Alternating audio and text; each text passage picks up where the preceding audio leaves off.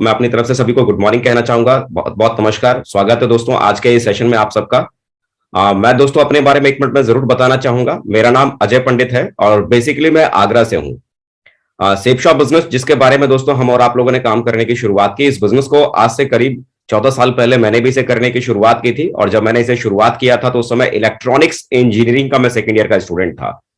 अमूमन सबके साथ वही होता है कि नाना करते करते भी आखिर फाइनली किसी ना किसी तरीके से हम और आप इस बिजनेस के भीतर हम आ ही जाते हैं। तो हर व्यक्ति की कहानी एक जैसी होती है, मैं भी कुछ ऐसे ही आया था।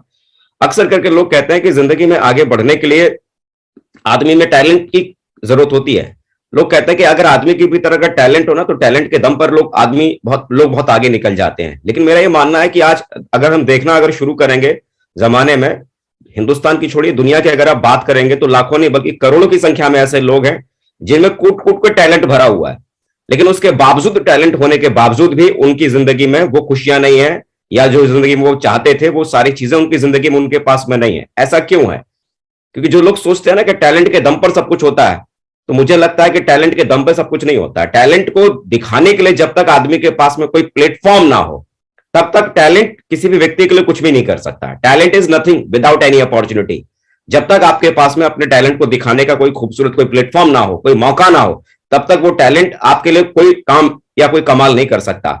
आज मैं ये कह सकता हूं कि आज हम जैसे लोग जो जमीन पे थे, एवरेज थे, मामूली थे, लेकिन हम जैसे लोगों की जिंदगी में चमत्कार करने के लिए एक ऐसी कंपनी की शुरुआत हुई 14 दिसंबर 2000 को, जिसे हम और आप आज की तारीख में सेफ शॉप के नाम से जानते हैं, जो जमीन पर चलने वाले लोगों को आसमान की ऊंचाई पर उड़ने का आसमान की ऊंचाई पर उड़ने का जिनको ख्वाब दिया सेफ शॉप। बल्कि इस प्लेटफॉर्म के साथ साथ आज सक्सेस सपोर्ट सिस्टम का एजुकेशन सिस्टम हमें मिला।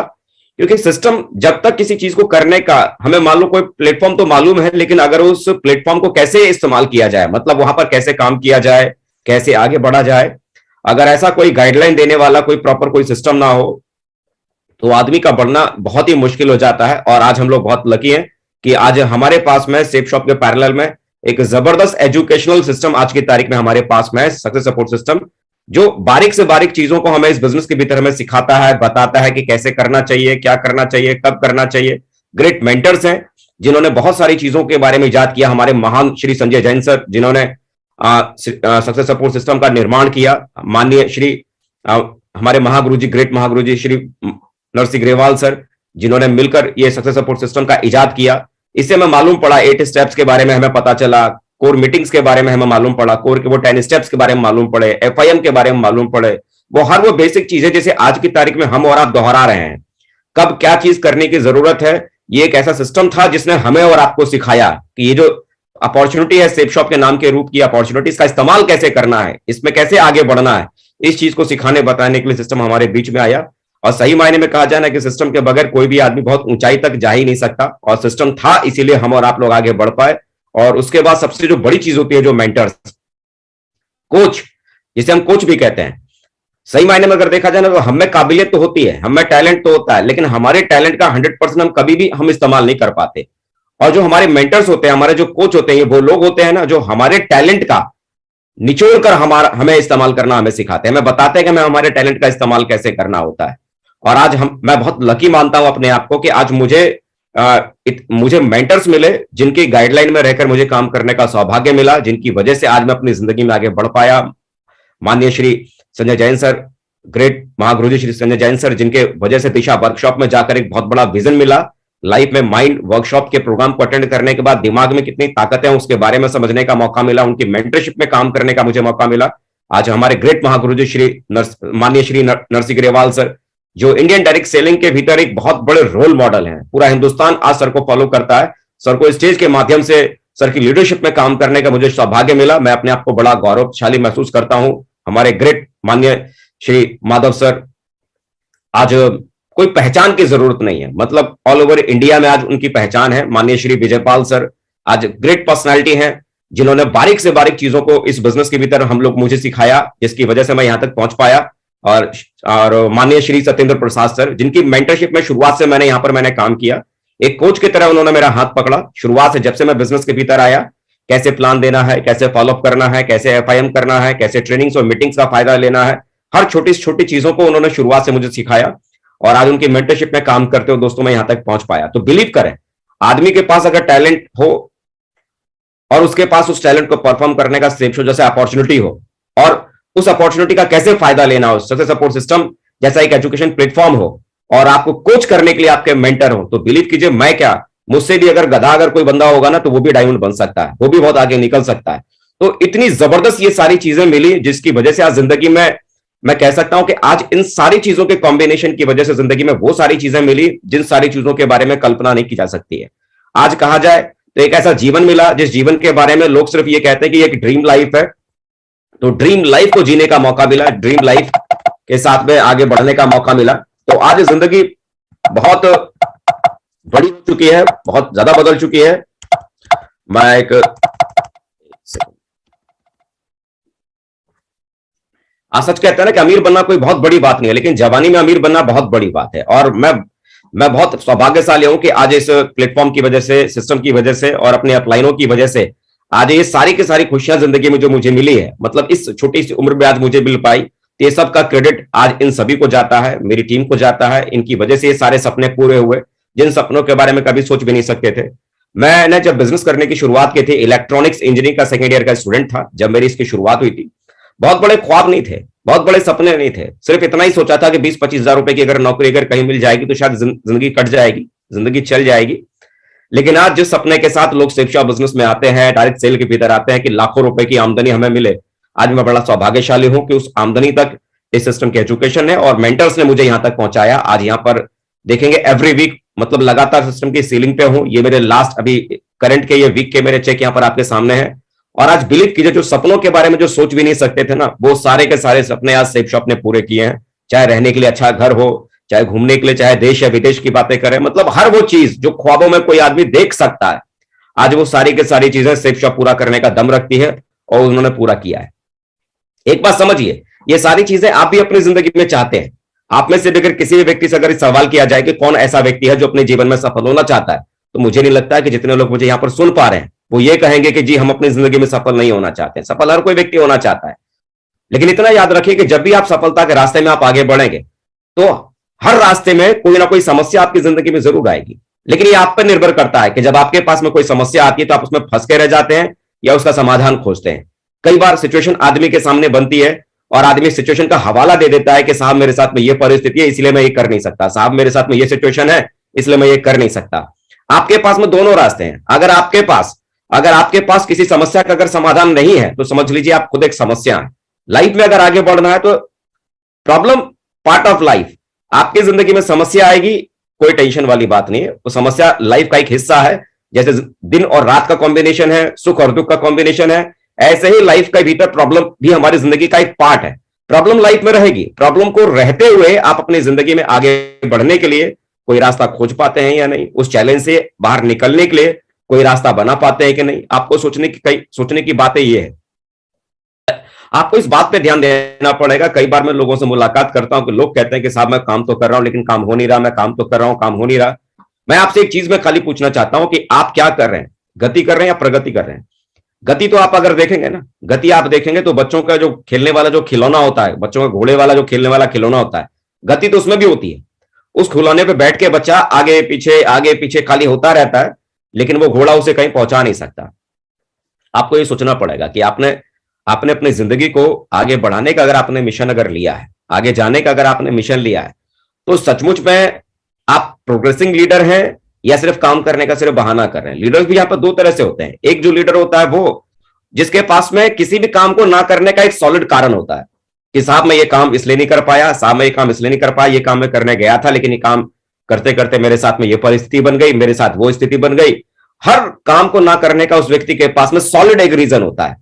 और दूसरा एक लीडर वो होता है जहां हर परिस्थिति में होने के बावजूद भी उस व्यक्ति के पास में उस काम करने का सॉलिड रीजन उसके पास भी होता है। एक व्यक्ति के पास में काम ना करने का रीजन होता है, दूसरे व्यक्ति के पास में काम करने का रीजन होता है। अगर आप सिर्फ अपनी लाइफ में बहाने अगर बनाते रह जाएंगे तो वो बहाने आपको कहीं नहीं पहुंचाएंगे। इस बिजनेस में अगर आप ये कहते हैं ना कि साहब मैं बहुत प्लान दे रहा हूं, मैं बहुत फॉलोअप कर रहा हूं, मैं बहुत एफआईएम कर रहा हूं, लगातार मैं फील्ड में हूं, आप फील्ड में है, इस बात का प्रूफ क्या है? सिंपल, इस बात का प्रूफ जब एवरी वीक, हर सप्ताह जब आपका स्टेटस जब आप खोलते हैं सेफ शॉप की साइट पर और उस स्टेटस पे अगर आपका चेक अगर दिखता है तो ये बताता है कि आपने लास्ट वीक में आपने क्या किया है। अगर वो स्टेटस अगर आपका नहीं दिखाई दे रहा ना, तो सारे के सारे लोग यही मानने वाले हैं कि आपने कुछ भी नहीं किया। खाली गति करने से कुछ भी नहीं होता है। इस बिजनेस में हम ये कहते हैं कि साहब मैं बहुत प्लान कर रहा हूं, मैं बहुत फॉलोअप कर रहा हूं, लेकिन अगर रिजल्ट अगर नहीं आ रहे हैं तो कुछ भी नहीं हो सकता है। ये रिजल्ट ओरिएंटेड दुनिया है। सोचिए ना, हमारे बच्चे जब पढ़ते हैं और वो अच्छे नंबर से अगर पास कर जाए, अच्छे परसेंटेज अगर हमारे बच्चों के आते हैं 85, 90, 95, तो हम क्या बोलते हैं, हमारे बच्चे ने मेहनत बहुत किया। और जब हमारे बच्चे के परसेंटेज बहुत कम आते हैं, भले हम उसे रात दिन लगातार उसे हम पढ़ते हो किताबों के साथ उसे हम देखते थे, तभी हमारे दिमाग में क्या रहता है, खाली हमको बेवकूफ बनाता था, पढ़ता लिखता कुछ भी नहीं था। ये रिजल्ट ओरिएंटेड दुनिया है। आज अगर आपका रिजल्ट अगर शो नहीं हो रहा तो आप कितनी मेहनत कर रहे हैं इससे कोई फर्क नहीं पड़ता। आपके मेहनत करने से कोई रिजल्ट नहीं आता। यहां पर बहाने देने से आपके चेक नहीं बनते। आपके चेक जो बनेंगे ना, वो रिजल्ट को प्रोड्यूस करने से बनेंगे। जब आपका सेल निकलेगा तो सेल की वजह से पैसा आपके पास में आता है। आपको ये सोचना पड़ेगा कि हम सिर्फ बहानों में अपना टाइम पास कर रहे हैं या बहानों की जगह हम काम करने का कोई सॉलिड वाला कारण हम खोज रहे हैं। अगर सॉलिड वाला कोई कारण अगर आपके पास में नहीं है ना, तो आगे जो बातें मैं करने वाला हूं वो बातों का कोई मिशन नहीं रहेगा। जब आदमी के पास में कोई कारण ना हो ना, ड्रीम ना हो, कारण ना हो, तो फिर किस चीज के पीछे वो दौड़े, किस चीज के पीछे वो भागे, आदमी को समझ में नहीं आता। याद रखिए, अगर आपकी लाइफ है ना, तो जिम्मेदारी एक ऐसी चीज है जो कभी दी नहीं जाती, ली जाती है। आपने काम करने की शुरुआत की है। एक अपलाइन का काम सिर्फ इस बिजनेस के भीतर इतना ही होता है कि वो आपको बेसिक चीजों को सिखा सके। कैसे एक कोच का काम क्या होता है, आपने कभी क्रिकेट मैच आपने टीवी के ऊपर देखा होगा या सुना भी होगा। एक क्रिकेट के भीतर मैदान में खिलाड़ी के जाने से पहले कोच मैदान के बाहर उस खिलाड़ी को हर बारीक से बारीक चीजों के बारे में बताता है कि जब आप इस खेल को खेलना शुरू करेंगे तो उसे कैसे खेलना है, कोई बॉल अगर आएगी तो उसको कैसे उसको फेस करना है, कैसे चौका लगेगा, कैसे चौका लगेगा, कैसे छक्का लगेगा। हर बारीक से बारीक चीजों के बारे में वो कोच मैदान के बाहर उसे सिखाता है। लेकिन जब मैदान पर खेल खेलने के लिए वो खिलाड़ी जब उतरता है तो उसके साथ उसका कोच साथ में नहीं आता। वो सारी टेक्निक जो भी उस कोच को सिखानी थी वो मैदान के बाहर उसने सिखा दी है। अब फील्ड पर उतरकर उस खेल के भीतर उस खिलाड़ी को ही सुपरस्टार बनना है। अगर वो उस खेल को खेलने में महारथी अगर बन गया तो कल को लोग उसे तेंदुलकर के नाम से जानेंगे। कोई ये भी नहीं पूछेगा कि तेंदुलकर को बनाने वाला उसका कोच कौन है, लेकिन वो तेंदुलकर अगर तेंदुलकर बना होगा तो उसके पीछे सबसे बड़ा कारण उसका कोच होगा।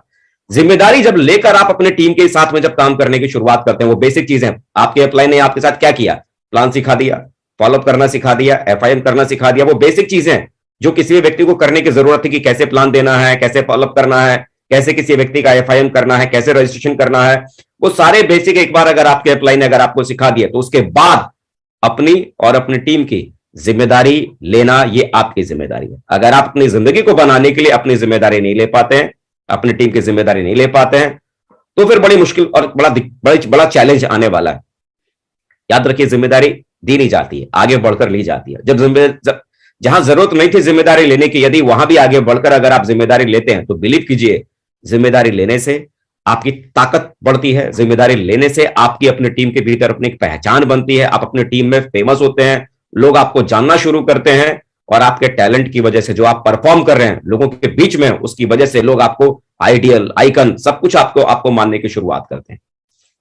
कई बार मैंने देखा है कि कई बार जब जिम्मेदारियां किसी व्यक्ति के ऊपर आती है ना, तो जिम्मेदार व्यक्ति कौन होता है? अक्सर करके क्या होता है, जब हम काम करना हम शुरू करते हैं तो नेटवर्क के साथ काम करते हैं, है ना, नेटवर्क के साथ काम करते हैं। अपलाइन भी हमारे साथ होते हैं, हमारे टीम के हमारे साथी लोग भी हमारे साथ होते हैं। तो कई बार ऐसी अंडरस्टैंडिंग बनती है कि किसी ना किसी कारण से हमारा और उनका मन का भेद बनता रहता है, मतभेद होता रहता है। तो जरा जरा सी बातों पे हम रूठ जाते हैं कि मतलब फलाने ने मतलब मुझे इज्जत नहीं दी तो इसलिए मुझे ये काम नहीं करना, अरे फलाना ने ऐसा नहीं किया तो इसलिए मुझे ये काम नहीं करना। मतलब एक जिम्मेदार जो व्यक्ति होता है ना, जिम्मेदार व्यक्ति को रूठने और टूटने का कोई हक नहीं होता। मान लो हमारे परिवार के जो हमारे मुखिया होते हैं, आप भी अपने परिवार के मुखिया हैं। घर में अगर आपके बच्चे ने अगर कोई गलती की या आपके परिवार में और किसी ने व्यक्ति ने गलती की, तो क्या उस परिवार की जिम्मेदारी आप लेना छोड़ देते हैं क्या? नहीं ना। हर स्थिति और परिस्थिति में आप अपने उस परिवार की जिम्मेदारी को लेते हैं। बिजनेस जब अच्छा चल रहा हो तो तब भी आप उसकी जिम्मेदारी लेते हैं, और बिजनेस जब खराब चलता है तब भी आप टूटने नहीं देते हैं। याद रखिए, आप अपनी टीम की ताकत हैं। अगर टूट जाएंगे ना, तो आपकी टीम की हिम्मत और आपकी टीम का हौसला टूटने में ज्यादा वक्त नहीं लगेगा। जरूरी है आप अपनी हिम्मत को और अपनी ताकत को बना कर रखें। एक जिम्मेदार लीडर वो व्यक्ति होता है जिस जिम्मेदार व्यक्ति के ऊपर वो बोझ होता है जिसे रूटने और टूटने का कोई हक नहीं होता। अगर आप बात बात पे अपनी टीम के बात बात पे अपने अपलाइन के सामने रूठ जाते हैं। जरा सा कोई चैलेंज आया, जरा सा कोई हडल आया, जरा सी कोई परेशानी हुई तो आप एकदम टूट के बिखर जाते हैं। तो इसका मतलब लीडरशिप की सबसे बड़ी जो खूबी जो चाहिए ना, वो अभी थोड़ी सी कमी है, उसके ऊपर काम करने की जरूरत है। रूठना और टूटना ये लीडरशिप की कहानी नहीं है ना। विश्वास करना सीखिए। हम बात बात पे हम कमियां निकालना हम शुरू कर देते हैं। हम बात बात पे हम कमियां निकालना शुरू कर देते हैं अपनी कंपनी के भीतर, मैनेजमेंट के ऊपर, सिस्टम के ऊपर, अपलाइन पर, और कई बार हम खुद पर भी भरोसा नहीं करते हैं। नेटवर्क इंडस्ट्री के भीतर अगर आपको बहुत बड़ी सक्सेस को अगर पाना है ना, तो ये गांठ बांध लीजिए। डायरेक्ट सेल इंडस्ट्री में आपको जब तक आपको जिंदा रहना है, नेटवर्क इंडस्ट्री में आपको जब तक जिंदा रहना है, तब तक आपको अपनी कंपनी पर भरोसा करना है, अपनी कंपनी के मैनेजमेंट के फैसलों पर भरोसा करना है, सिस्टम पर भरोसा करना है, अपलाइन पर भरोसा करना है, और सबसे बड़ी चीज आपको अपने खुद पर भरोसा करना है।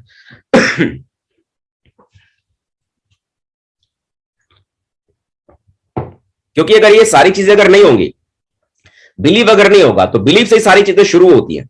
कई बार लोग बोलते हैं अरे कंपनी ने तो ऐसा कर दिया, इसकी वजह से बिजनेस हमारा खराब हो गया, अरे सिस्टम को तो ऐसा चलना चाहिए, अरे अपलाइन को तो ये करना चाहिए। हम हमेशा दूसरों को सुधारने के चक्कर में लगे पड़े रहते हैं, लेकिन बिलीव करें, सुधारना किसी और को नहीं है। सबसे पहली चीज जरूरी है कि विश्वास कीजिए।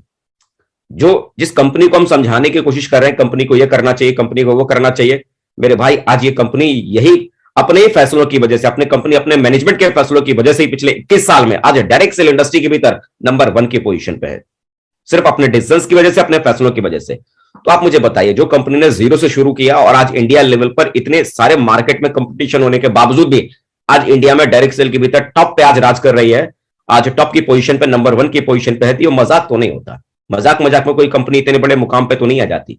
बिलीव करें अपनी कंपनी पर, बिलीव करें कंपनी के मैनेजमेंट पर, सिस्टम पर, अपलाइन पर, और सबसे ज्यादा जरूरी है खुद पर। और उसके बाद आप देखना शुरू करेंगे, जिंदगी में चमत्कार होने की शुरुआत हो जाएगी। बड़ा काम और बहुत तेज काम अगर आपको करना है, तो कोई ना कोई कंपटीशन जरूर चुनो, कंपटीटर को जरूर चुनो। आपका कंपटीटर आपको ईंधन देता है अपने काम को तेज करने के लिए। जरा सोचो, कल्पना करो, आप किसी रेस में आप दौड़ रहे हैं, 100 मीटर की कोई रेस है, और उस रेस में दौड़ने वाला आपके साथ में कोई भी नहीं, आप अकेले दौड़ रहे हैं। अब कल्पना करो आपकी रफ्तार क्या होगी।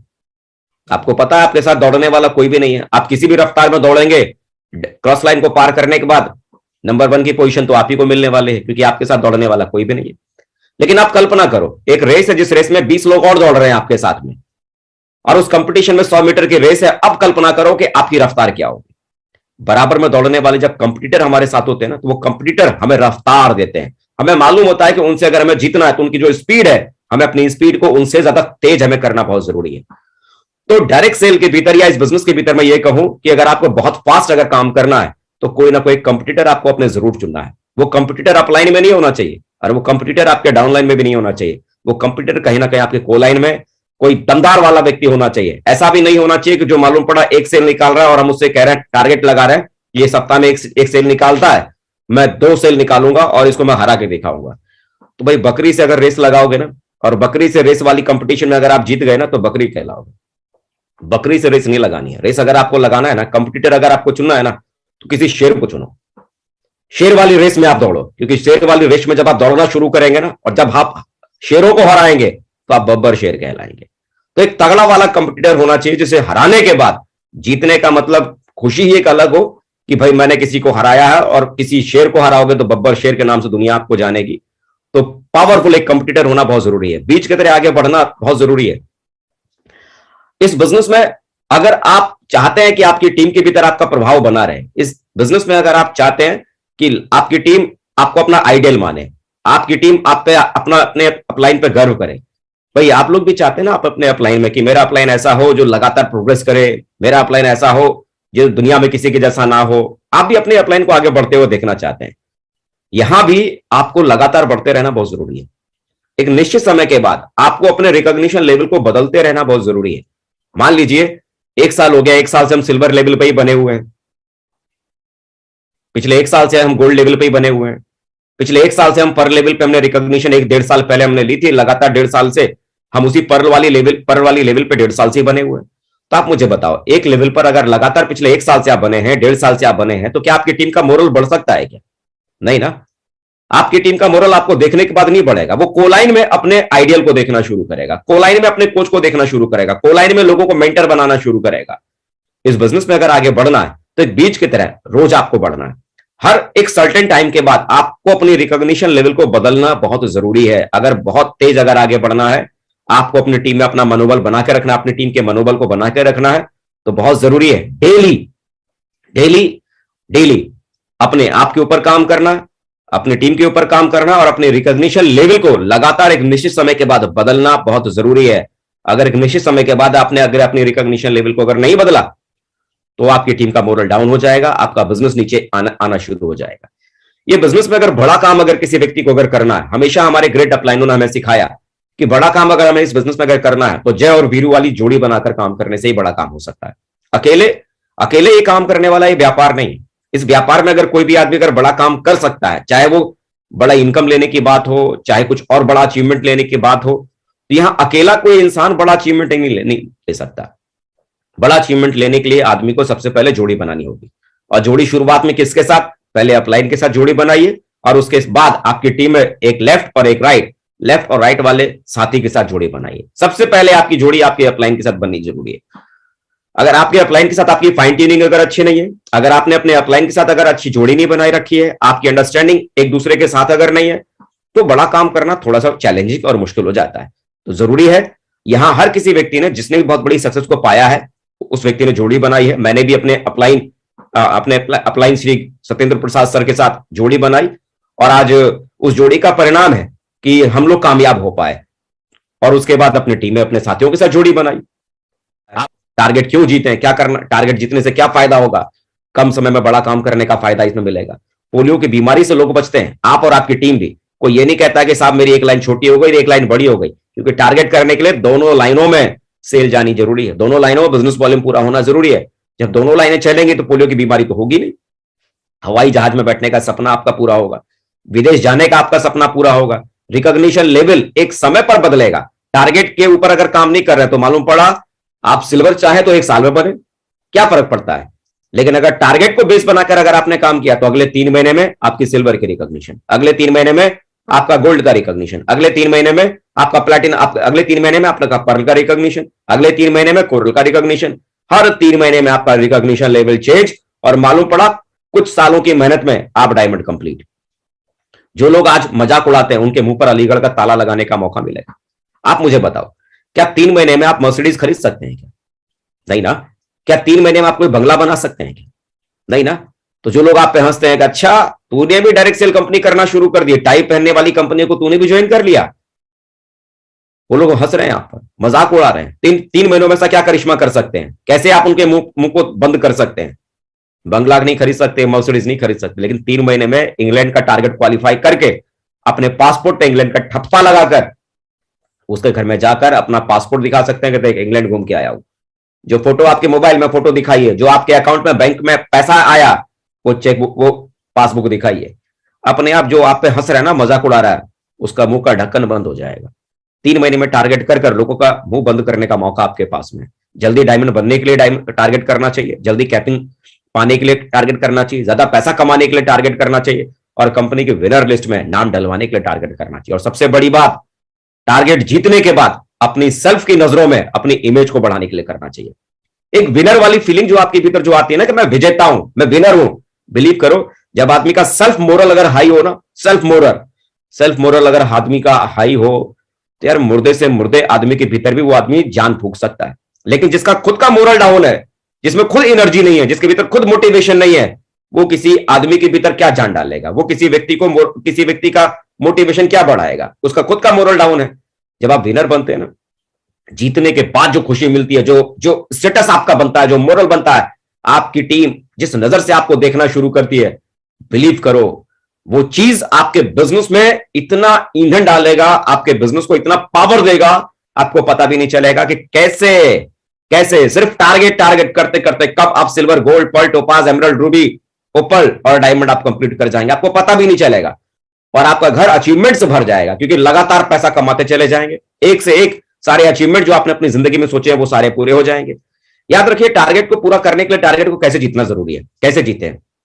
किसी भी परीक्षा को पास करने के लिए सबसे पहले उस परीक्षा में बैठना बहुत जरूरी होता है। किसी भी दौड़ को जीतने से पहले उस दौड़ में भाग लेना बहुत जरूरी होता है। किसी भी खेल को अगर आपको जीतना है तो उस खेल में भाग लेना बहुत जरूरी होता है। दरअसल होता क्या है ना, जब टारगेट आता है तो लोगों के दिमाग में नहीं होता कि मैं टारगेट कर सकता हूं। लोग क्या सोचते हैं, अच्छा ठीक है टारगेट आ गया है, अभी तो 3 महीने का टारगेट है। पहला महीना क्या सोच के गुजरता है, अभी तो बहुत टाइम है, देख लेंगे ना आराम से, सर हो जाएगा पक्का, फिक्र मत करो सर, झंडे गाड़ देंगे, आग लगा देंगे, धुआं उड़ा देंगे। लोगों के दिमाग में ये चीज रहती है। जब दूसरा महीना आता है तो कहते हैं चलो अभी भी तो टाइम है ही, थोड़ा थोड़ा कोशिश कर लेते तो भी हो जाएगा। जब तीसरा महीना जब आता है ना, तब आदमी अपने अपलाइन से क्या बोलता है कि सर हमको टारगेट करना है, सर कोई गुरु मंत्र बताओ, कोई फॉर्मूला बताओ। अब 1 महीने में वो अपलाइन कौन सा गुरु मंत्र और कौन सा फॉर्मूला बता देंगे जिससे आपका टारगेट हो जाएगा। टारगेट करने वाले लोग पहले से अलर्ट होते हैं। सोचो कोई बच्चा जिसका किसी कॉलेज में या किसी क्लास में एडमिशन हुआ है, अगर वो शुरुआत से अगर अपनी पढ़ाई को अगर कर रहा है, परसेंटेज उस बच्चे के ज्यादा आएंगे। या जो एग्जाम से 7 दिन पहले पढ़ाई करने बैठा है उस एग्जाम के लिए, उस बच्चे के एग्जाम में नंबर ज्यादा आएंगे। जाहिर सी बात है उस बच्चे के नंबर ज्यादा होंगे जो शुरुआत से अपनी स्टडी के ऊपर फोकस कर रहा है। जब टारगेट आपके पास में आता है ना, तो सबसे पहली चीज आपके दिमाग में अगर टारगेट है कि मैं टारगेट इस बार हर हाल में करके दिखाऊंगा, अपनी टीम का मोरल हाई करके दिखाऊंगा, अपनी टीम के लिए एग्जाम्पल बन के दिखाऊंगा। आपके पास में 2 ऑप्शन है, या तो दूसरों को एग्जाम्पल देते रहो, देखो फलाने सिंह ने टारगेट किया, देखो ये हो गया, देखो ढिकाने सिंह ने टारगेट किया, ये हो गया। या तो आपके पास ऑप्शन है खुद टारगेट करके अपनी टीम के लिए एक मिसाल बन जाओ कि देखो मैंने टारगेट किया, देखो मेरा अचीवमेंट, देखो मेरा लेवल। आपका अचीवमेंट, आपका लेवल आपके टीम के मोरल के लिए ना जबरदस्त, मतलब पावर हाउस का काम करेगा। अपना टारगेट और सबसे पहले अपना टारगेट करने के लिए अपने दिमाग में वो टारगेट होना जरूरी है कि ये टारगेट हर हाल में मैं इस बार करके दिखाऊंगा। और टारगेट अगर आप करते चले जाते हैं, हर चीज टारगेट जीतने वाले लीडर क्या करते हैं, सबसे पहले अपना पासपोर्ट बनवा के रखते हैं। दिशा के भीतर हम लोगों ने माइंडसेट के प्रोग्राम में सीखा था, जिस चीज को आप पाना चाहते हैं ना, उस चीज के बारे में बार बार आप सोचिए, फील कीजिए, महसूस कीजिए, और ये महसूस कीजिए कि आपने उसे हासिल कर लिया है। ये ब्रह्मांड, ये यूनिवर्स आपके लिए वो सारी चीजें क्रिएट करेगा। आप सोचो, आप कहते हो सर देखना इस बार मैं इंग्लैंड जाके दिखाऊंगा, सर देखना इस बार मैं दुबई का टारगेट क्वालिफाई करके दुबई जाके दिखाऊंगा। आपको क्या लग रहा है, दुबई आप जाओगे कैसे? आधार कार्ड हमारे पास है, राशन कार्ड हमारे पास है, उससे तो जा नहीं सकते। आप दुबई जाना चाहते हैं, इंग्लैंड आप जाना चाहते हैं, इंग्लैंड जाने के लिए, दुबई जाने के लिए क्या आपने इससे पहले पासपोर्ट के लिए अप्लाई आपने किया है क्या? यानी पासपोर्ट के लिए अप्लाई आपने नहीं किया तो पता है क्या यूनिवर्स को कमांड क्या दे रहे हैं? मैं झूठ बोल रहा हूं कि मैं दुबई जाना चाहता हूं, मैं झूठ बोल रहा हूं मैं इंग्लैंड जाना चाहता हूं, वो यूनिवर्स आपके लिए कुछ भी करने की कोशिश नहीं करेगा, क्योंकि बहाने और सॉलिड कारण दोनों को यूनिवर्स समझता है। अगर सचमुच में आपका ड्रीम है ना टारगेट करके मुझे दुबई जाना है, दुबई का टारगेट करना है, इंग्लैंड का टारगेट करना है, थाईलैंड का टारगेट करना है, तो सबसे पहले पासपोर्ट अप्लाई करें। पासपोर्ट अप्लाई किया तो यूनिवर्स ये कमांड समझता है कि आप सचमुच में उस टारगेट को क्वालिफाई करके वहां जाना चाहते हैं। परिस्थितियां बनना शुरू होंगी, उस डायरेक्शन में काम करने की शुरुआत कीजिए। एक शहर में डेरा डाल के काम कीजिए, डटकर घुटा गाड़ कर एक जगह काम कीजिए। महीने में 30 दिन में से 27 से 28 दिन घर से बाहर रहकर काम करना पड़ेगा। इस बीच में ऐसा भी होगा कि किसी दोस्त के बेटे का जन्मदिन आ जाएगा, वो केक खाने के लिए बुलाएगा। कईयों का शादी का कार्ड आपके घर में आ जाएगा, शादी में जाने के लिए आपको बुलाएगा। डायमंड बनने के मिशन में अगर आप निकले हैं ना, टारगेट करने के मिशन में अगर आप निकले ना, तो मिशन इज मिशन। उस मिशन के बीच में कोई आना नहीं चाहिए, उस मिशन के बीच में कोई बाधा नहीं बननी चाहिए। मिशन के लिए जब आदमी निकलता है ना, तो उसके लिए घर परिवार ये सारी चीजें, समाज दुनिया सब छोटी पड़ जाती है। नौकरी दुकान कर रहे हैं कीजिए, नौकरी दुकान छोड़ने की यहां पर बात नहीं कर रहे हैं, लेकिन नौकरी दुकान छोड़ने के बाद पूरा का पूरा टाइम अपने मिशन पे लगाइए। 3 से 4 साल नो सोशल लाइफ, सिर्फ सिप शॉप लाइफ को जीना शुरू कर दो, सिर्फ सिप शॉप की लाइफ को जीना शुरू कर डालो। डट कर मेहनत करने की शुरुआत करो, डट कर 24 घंटे में 16 18 घंटे काम करने के ऊपर फोकस कर डालो, और फिर देखो आपका टारगेट कैसे होता है। लोग क्या सोचते हैं, 8 घंटे 10 घंटे नौकरी उन्होंने कर ली और लोग कहते हैं कि बस हमारी जिंदगी में तो हम मेहनत करते हैं, बहुत हमने काम किया। मेरे भाई 8-10 घंटे काम करने से सिर्फ जिंदगी चलती है, जिंदगी बनती नहीं है। जिंदगी को बनाने के लिए 16 18 घंटे मेहनत करना पड़ता है। नौकरी से आने के बाद बदन थका हुआ होगा, लेकिन आपका मिशन जो इधर है कि मुझे टारगेट करके अपनी टीम के नजरों में अपनी इमेज को बचाना है, अपनी इमेज को बनाना है। आपकी सेल्फ इमेज, आपका खुद का जो मोरल हाई करने के लिए उस टारगेट को क्वालिफाई करना बहुत ही ज्यादा जरूरी है।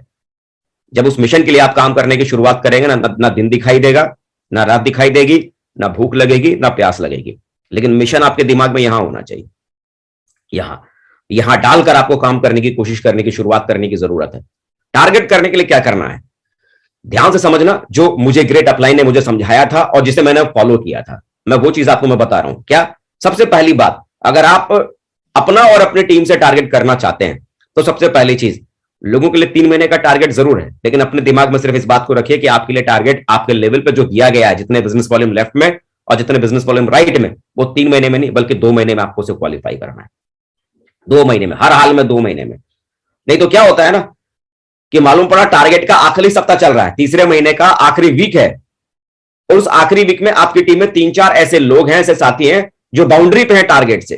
किसी का 500 बिजनेस वॉल्यूम से छूट रहा है, किसी का 1000 बिजनेस वॉल्यूम से छूट रहा है, थोड़े थोड़े बिजनेस वॉल्यूम से जिनका छूट रहा है, मालूम पड़ा उस समय आपका भी 1000 बिजनेस वॉल्यूम से छूट रहा है। आप मुझे बताओ, उस आखिरी सप्ताह में जब आपका टारगेट नहीं हुआ तो आप अपने टारगेट पे फोकस करेंगे या आपकी टीम में जो लोग हैं जो बाउंड्री पे हैं उनके टारगेट पे फोकस करेंगे? जाहिर सी बात है ना, अपने पर। और होगा क्या पता है, मैं बताऊं आपको, ना आपका टारगेट होगा, ना वो 3-4 लोग जो आपकी टीम में जो बाउंड्री पर हैं, ना उनका टारगेट होगा। और जब आदमी किनारे में डूब जाता है ना, तब उसे बड़ा अफसोस होता है। बीच समंदर में अगर कोई डूब गया ना, तो लोग ये भी कहते हैं कि यार समंदर था, कितना भी तैरता तो कैसे बचता। लेकिन किनारे पे जब लोग डूबते हैं ना, तो इससे ज्यादा शर्म वाली कोई बात नहीं होती है। 2 महीने में टारगेट क्वालिफाई करो। 2 महीने में अगर आपका टारगेट क्वालिफाई हो गया ना, तो वो 1 महीना किसके लिए बचा? वो आपकी टीम के लिए। धुआंधार अपनी टीम के लोगों का टारगेट कराने के पीछे लग जाओ। जो बाउंड्री पर है सबसे पहले उनका टारगेट कराने के पीछे पीछे लग जाओ। तो सबसे पहले 3 महीने में नहीं, अपना टारगेट 2 महीने में प्लान करो। और दूसरी चीज, जिन लोगों का भी आप अपने टीम से टारगेट क्वालिफाई करवाना चाहते हैं, सबसे पहले शॉर्ट आउट करो उन लोगों को कि कौन कौन आपकी टीम में ऐसा व्यक्ति होगा कि जो टारगेट कर सकता है। लेफ्ट में ढूंढो ऐसा कौन कौन साथी है, ऐसे ही राइट में ढूंढो ऐसा कौन कौन साथी है। उस व्यक्ति का लिस्ट बनाओ। आपको लगता है कि इस टारगेट में मैं अपनी टीम से कम 5 लोगों का टारगेट करवाऊंगा, तो 5 नहीं, अपनी टीम से ऐसे 10 लोगों को ढूंढो। ऐसे 10 लोगों को ढूंढो जो टारगेट कर सकता है। आपको लगता है कि मैं अपनी टीम से 2 लोगों का टारगेट क्वालिफाई कराऊंगा, तो 2 नहीं, अपनी टीम से 4 लोगों को ढूंढो जिसका आप टारगेट करवा सकते हैं। क्योंकि मान लो आपका फाइनल गोल क्या है? 2। फाइनल गोल क्या है? 2 लोगों का। मान लो 4 आपने अगर सेलेक्ट किया तो 1 फेल होगा, 2 फेल होगा, कम से कम 2 तो क्वालिफाई करेगा।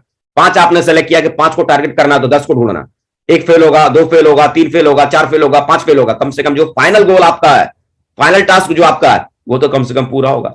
मैं एवरी टाइम ऐसा ही करता था कि जब भी टारगेट आता था, बराबर बैठ के प्लानिंग करता था कि टीम में ऐसा कौन कौन लेफ्ट में है, ऐसा कौन कौन राइट में जो टारगेट कर सकता है, उसकी एक लिस्ट बनाता था। और दिमाग में अगर फिगर के 10 लोगों का टारगेट कराना है तो मैं ऐसे 20 लोगों को छांटता था जो टारगेट कर सकते थे, जिनके पीछे अगर मैं दम लगाऊं तो वो टारगेट कर सकते थे, और उन 10 लोगों को छांट कर बराबर उनके पीछे लगा रहता था। टारगेट लिस्ट बनाने के बाद आपको क्या करना है कि मान लो आपने सेट कर लिया दिमाग में कि 10 लोगों का टारगेट या 5 लोगों का टारगेट आपको अपनी टीम में क्वालिफाई कराना है, लेकिन आपने 10 लोगों का नाम लिखा है। अब उसके बाद आपको क्या करना है कि लगातार हर सप्ताह का रिकॉर्ड आपको रखना है।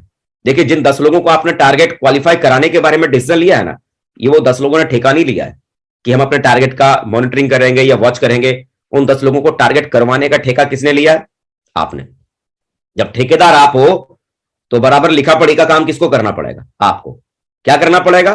हर वीक जब सेल स्टेटस ओपन होता है, पूरा स्टेटस एवरी वीक, उनका आईडी, उनका पासवर्ड अपने पास में रखो। एक अलग से एक डायरी बनाओ, टारगेट डायरी, एक अलग से एक डायरी बनाओ जिसके भीतर क्या है कि उन 10 लोगों का लॉग आईडी, उनका पासवर्ड होना चाहिए।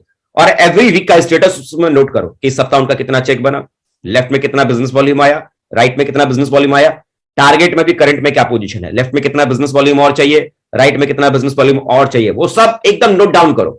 और नोट डाउन करने के बाद जिन 10 लोगों का टारगेट करवाने के लिए आपने सोचा है, उसे बताकर भी रखो कि बॉस सर, मैंने आपके टारगेट करवाने की जिम्मेदारी ली है और इस बार हर हाल में टारगेट करना और दोनों को मिलकर करेंगे।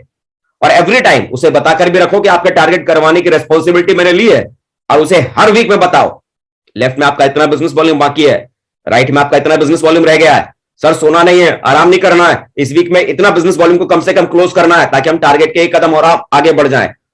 तो ना आपको भूलना है, ना जिस व्यक्ति का आपने टारगेट में लिस्ट बनाया है कि इस व्यक्ति का टारगेट करना है, ना उस व्यक्ति को भूलने देना है।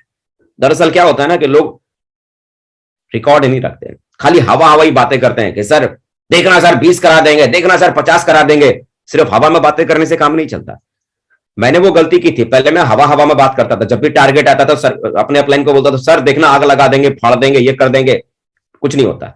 लेकिन जब बराबर रिकॉर्ड रखकर करना शुरू किया कि जिन लोगों का टारगेट करना है, बराबर उनकी लिस्ट बनाई और एवरी वीक उनका जब रिकॉर्ड रखना शुरू किया और बराबर रिमाइंडर उन्हें देता रहा कि इस वीक में इतना बिजनेस वॉल्यूम रह गया, इतना बिजनेस वॉल्यूम रह गया। सर बैठना नहीं है, टारगेट के बड़े करीब है।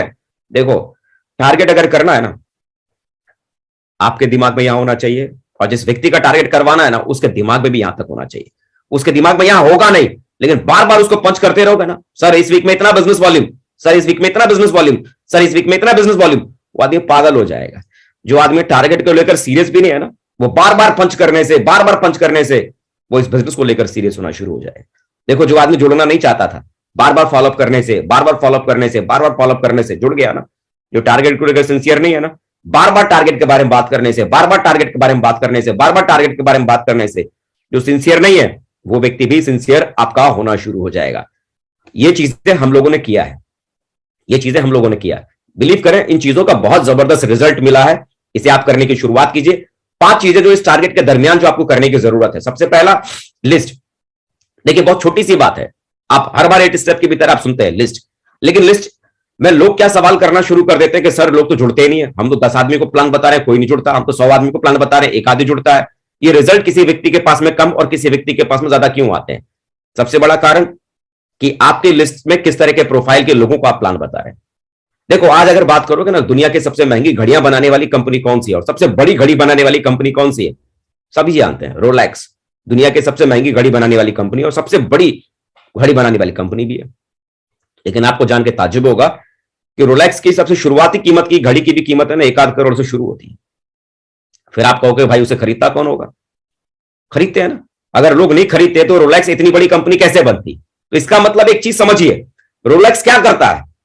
रोलेक्स जब घड़ियां 1-1 करोड़ की या लाखों में जब बनाता है, 20 लाख का, 25 लाख का, 40 लाख का, 1 करोड़ का, 2 करोड़ का, 3 करोड़ का, तो वो ऐसे ग्राहकों को नहीं खोजता जो हाथ में 100 रुपए की घड़ी पहनते हैं, जो हाथ में 200 रुपए की घड़ी पहनते हैं। वो किन्हें खोजना शुरू करता है? जो करोड़ों नहीं अरबों में कमाते हैं, उन अरबपतियों को खोजता है जो उनकी घड़ियां खरीद सकता है। हम में से बहुत सारे लोग बोलते हैं कि साहब, लोग बोलते हैं कि पैसा बहुत ज्यादा है, लोग सामान नहीं खरीदते, ये नहीं करते, वो नहीं खरीदते। तो हम सही जगह लोगों को अप्रोच नहीं कर रहे हैं। जो खरीद सकता है ना, उनकी लिस्ट आपको बनाने की जरूरत है। जो नहीं खरीद सकता उन्हें खोजने की कोशिश मत कीजिए। किन्हें खोजिए? जो खरीद सकता है। रोलेक्स कंपनी किन्हें खोजती है? जो उस घड़ी को खरीदने की ताकत रखते हैं, जो उस घड़ी को खरीद सकते हैं। ऐसे लोगों को खोजता है, ऐसे लोगों से बात करता है और ऐसे लोग उनकी घड़ियों को खरीद लेते हैं। अब अंबानी साहब से कोई बोलेगा साहब मैंने आपके लिए, देखिए रोलेक्स वाला मैनेजर जाके बोलेगा कि अंबानी साहब मैंने आपके लिए 5 करोड़ की बहुत ही गजब की घड़ी बनाई है जो एकदम आप ही के मतलब की। अच्छा 5 करोड़ की है, ठीक है चलो बढ़िया, आपने बनाई हुई दे दो। देखो, अंबानी साहब के लिए 5 करोड़ आसान है। वो किसके पास गया? जो 5 करोड़ दे सकता है। लेकिन मालूम पड़ा जिस आदमी की महीने की आमदनी किसी की मान लो 50,000 या 1 लाख रुपया है, 1 लाख जिसकी महीने की आमदनी, उसके पास अगर रोलेक्स अगर लेके जाएगा और बोलेगा 5 करोड़ इस घड़ी की कीमत है, खरीदो, खरीदेगा क्या? 1 लाख आमदनी वाला भी नहीं खरीद सकता। क्यों? वो उसकी औकात से बाहर है, एफर्ट से बाहर है। इस बिजनेस में भी बहुत सारे लोग ऐसे होते हैं जो कहते हैं कि साहब मैं 10 को बताता हूं, मेरे 50 लोग जुड़ जाते हैं, 70 लोग जुड़ जाते हैं। और कोई कहता है कि साहब मैं 100 को बताता हूं, उसमें से 1 आदमी जुड़ता है, 2 आदमी जुड़ता है। तो सबसे बड़ी कमी कहां है? आपकी लिस्ट के ऊपर। और हम अक्सर करके सबसे बड़ी गलती जो करते हैं ना, वो यही करते हैं। हम लोगों को बोल देते हैं कि साहब लिस्ट बना लेना। तो लिस्ट वो कैसी बना लेता है? जो उसके समझ में आता है सामने वाला लिस्ट बना लेता है ना, सामने वाले के हिसाब से नहीं। लिस्ट लोगों को बनाने के बाद आपको बैठना है एफआईएम के भीतर, उसके साथ उसकी लिस्ट की शॉर्ट लिस्टिंग करनी है। ऐसे लोगों को उसमें छांटना है जो एफोर्ड कर सकते हैं, जो पैसा लगाने की बात है तो लगा सकते हैं। देखो, इस बिजनेस की शुरुआत करने के लिए कुछ पूंजी की जरूरत पड़ती है, 12,000 15,000 लगाना पड़ता है। तो उस पूंजी के साथ एफोर्ड करने वाला कौन आदमी है? अगर ऐसे प्रोफाइल में अगर आपने प्लान देना शुरू किया तो विश्वास करो 100 को समझाओगे 70 आदमी जुड़ जाएगा, 80 आदमी जुड़ जाएगा। और अगर प्रोफाइल अगर आप फोकस नहीं कर रहे हैं तो आप बोलोगे कि सर मैंने 100 को बताया, एक भी नहीं जुड़ा। ये भी पॉसिबल है, ये भी हो सकता है।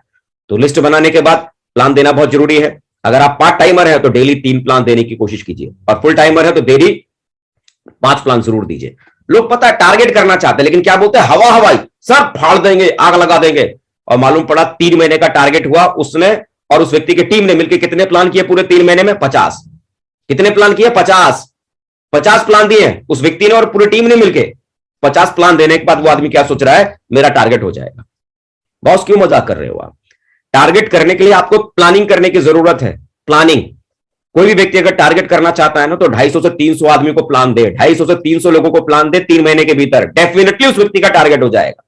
लेकिन जो 50 को प्लान देगा और सोचेगा कि मेरा टारगेट हो जाएगा, इस जन्म में क्या अगले जन्म में भी नहीं होगा। टारगेट करना है 250 से 300 प्लान। अरे 3 प्लान भी अगर आपने रोज करना शुरू किया तो 1 महीने में 90, 1 महीने में 90 प्लान। 2 महीने में 180 और 3 महीने में बराबर आंकड़ा आ गया ना, बराबर आंकड़ा 270 प्लान हो गए। 270 प्लान अगर आप लोगों को आप करेंगे तो डेफिनेटली रिजल्ट आपके पास में आएंगे। तो मजाक मत करो, 3 महीने में 50 प्लान देकर टारगेट करने का ख्वाब मत देखो। अगर ख्वाब अगर देखा है ना तो उसको रियलिटी में कन्वर्ट करने के लिए जितना नंबर ऑफ प्लान चाहिए ना उतना करना पड़ेगा। ये कोई साइंस नहीं है, ये कोई जादू नहीं है, कोई मंत्र नहीं है, रियलिटी है। ख्वाबों की दुनिया से बाहर आओ, सपने देखना जरूरी है, लेकिन सपनों के साथ उन सपनों को पूरा करने के लिए जमीन पे काम करना बहुत जरूरी है। और उसके लिए अगर आपके नंबर ऑफ प्लान अगर नहीं है और फिर भी आप ड्रीम देखने का टारगेट हो जाएगा तो आप सरासर खुद को बेवकूफ बना रहे हैं। तो खुद को बेवकूफ बनाना बंद कीजिए, नंबर ऑफ प्लान के ऊपर फोकस कीजिए। अगर आपके नंबर ऑफ प्लान 250 से 300 प्लान अगर आपने 3 महीने में दिए हैं तो डेफिनेटली आपका टारगेट होगा, और आपकी टीम ने भी ऐसा किया तो उसका भी टारगेट होगा। बराबर फॉलोअप कीजिए, क्योंकि प्लान देने से खाली रिजल्ट नहीं आता, प्लान देने के बाद राइट टाइम पर अगर लोगों का फॉलोअप किया जाए तो सेलें फॉलोअप की वजह से आती हैं। एफआईएम वो चीज है जहां पर सही लिस्ट आपको मिलेगी, वरना लोग तो लिस्ट बना के बैठे हैं, कूड़ा कचरा सब बना के बैठे। खेत है, अब खेत में देखो आपने गेहूं लगा रखा है, अब गेहूं के बीच में खरपतवार भी उग गई होगी, तो भाई खरपत आपको क्या चाहिए? गेहूं चाहिए, खरपतवार चाहिए? गेहूं चाहिए ना। तो गेहूं चाहिए तो क्या करना पड़ेगा? खरपतवार को साइड करना पड़ेगा ना, फसल खेतों को एकदम साफ सुफ करके रखना पड़ेगा। तो ये एफआईएम है ना, ये वही है। फर्स्ट इंफॉर्मेशन मीटिंग जहां पर एफआईएम में जाकर जिस व्यक्ति की लिस्ट बना रहे हैं उस लिस्ट में ढेर सारा खरपतवार है।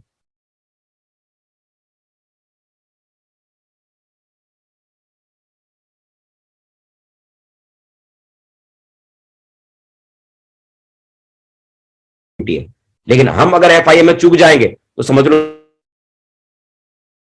गलती कर दी। एफआईएम प्राइम मोटो रखना है, 100% यूजर पे फोकस कीजिए, क्योंकि जब आपकी टीम में जो लोग जुड़ रहे हैं अगर वो कंज्यूम कर रहे हैं प्रोडक्ट को, अगर प्रोडक्ट का कंजप्शन अगर वो कर रहे हैं तो जाहिर सी बात है प्रोडक्ट का कंजप्शन करने की वजह से उनका बिजनेस वॉल्यूम भी बढ़ेगा, है ना। और उस बिजनेस वॉल्यूम के बढ़ने की वजह से आपके टारगेट भी कंप्लीट होने की शुरुआत हो जाएगी। जय हो सेफ शॉप, जय हो अपलाइन, जय हो महागुरु।